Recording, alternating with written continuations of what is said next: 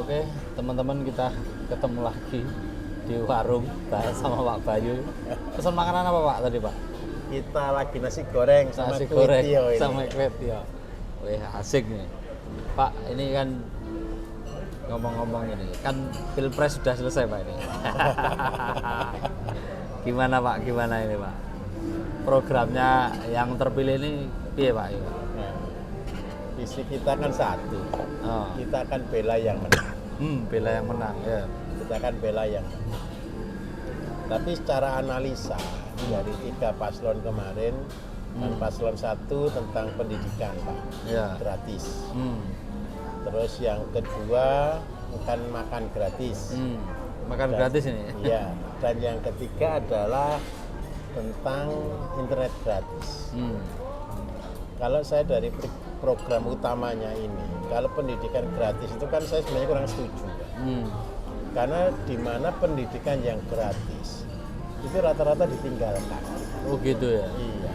Ada sekolah gratis yang paling rame jadi rebutan orang adalah sekolah yang bayar yang swasta. paling mahal. Iya betul Pak. Betul Pak. Di daerah saya itu juga ada SD itu gratis ya, malah Susah murid. ya sepi muridnya. Rata-rata orang tua ya pilih sekolahkan anaknya ke sekolah swasta Yang yang mahal malah. Terus yang kedua, kalau internet gratis itu berarti siapa yang punya internet? Ya orang luar tuh Pak mestinya. Nah iya, siapa yang punya provider-provider kan rata-rata dari luar negeri. Punya kita satu aja Indosat itu aja sudah bukan punya kita lagi. Lah ya. Punya orang luar negeri juga Pak Iya, itu sekarang. jadi kita akan buang uang bayar ke luar negeri. Oh gitu ya. Nah, kalau makan gratis itu saya setuju. Setujunya gimana Pak? Bagusnya Soalnya apa yang kan makan begini, gratis? makan gratis ini kan untuk anak-anak. Ini kan bagi-bagi uang, sama-sama semua bagi-bagi uang, Pak. Oh gitu ya. Kalau yang untuk pendidikan berarti bagi-bagi uang untuk guru saja. Oh. Kalau internet gratis bagi-bagi uang untuk luar negeri, Pak. Oh gitu. Karena yang punya provider rata-rata asing. Kalau yang nomor 2 bagi-bagi uang untuk siapa? Untuk petani, Pak. Iya betul. Kenapa?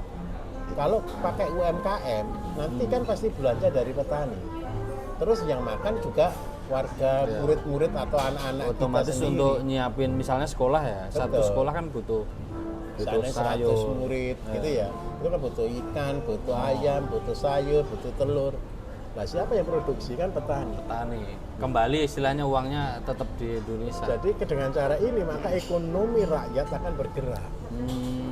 Ekonomi rakyat akan berputar dan bagi saya secara pribadi sebenarnya inilah potensi supaya kita bisa menciptakan harga yang terbagus Pak dari petani.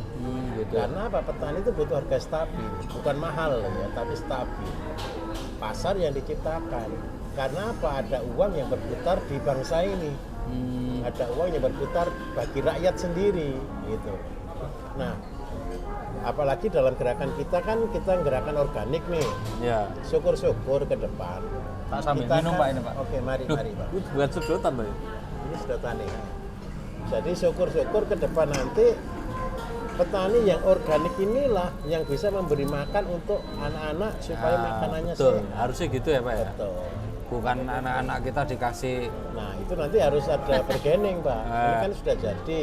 Ya minta tolong jangan impor. ya, harusnya gitu. Nah, terus apa yang harus kita lakukan sebagai petani Indonesia? Ya kita nyiapkan dong dari sekarang.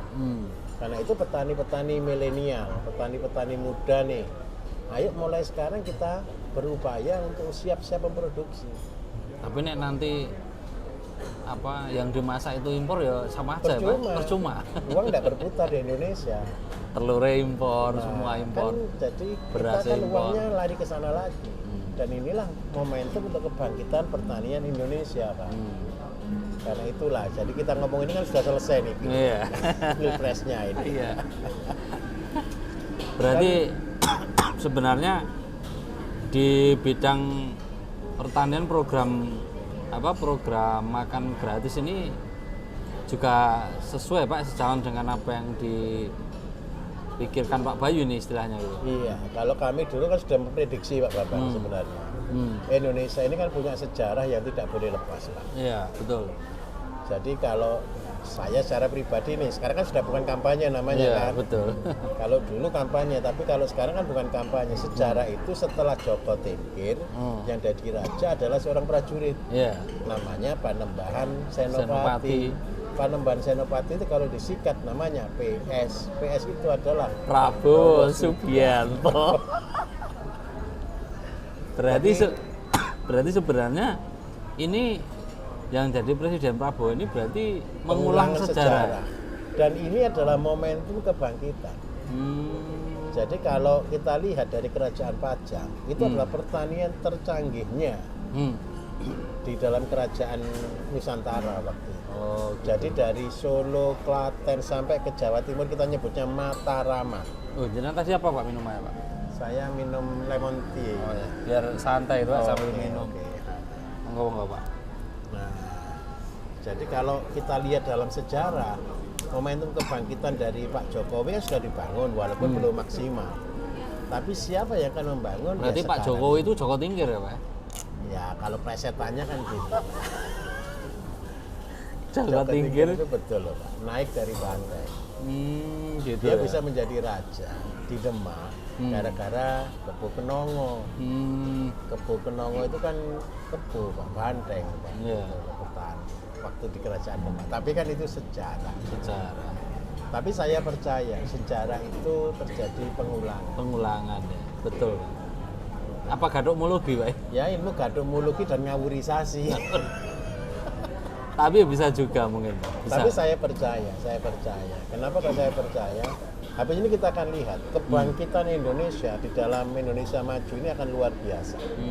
Sektor pertanian akan luar biasa. Bahkan dari seluruh sektor aspek ini akan bergerak. Apalagi kalau seandainya dana makan gratis ini nanti turun sungguhan Pak.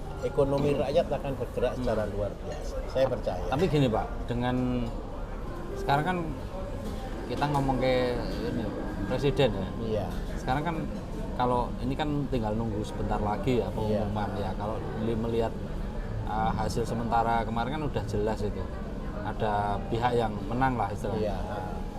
Ini dengan program yang buat Kementerian Pertahanan sebelumnya kan dia membuat food estate itu gimana Pak? Itu ada menurut Pak Bayu nih Pak. Ini kan kita juga bergerak di pertanian kan Pak. Betul. Solusinya bagaimana Pak? Itu kan dicemooh, gagal dan sebagainya. Bangun pertanian itu tidak semudah itu Pak. Bangun pertanian itu bukan buka lahan. Oh gitu. Bukan hanya masalah modal. Betul. Tapi yang paling susah adalah masalah sumber daya manusia.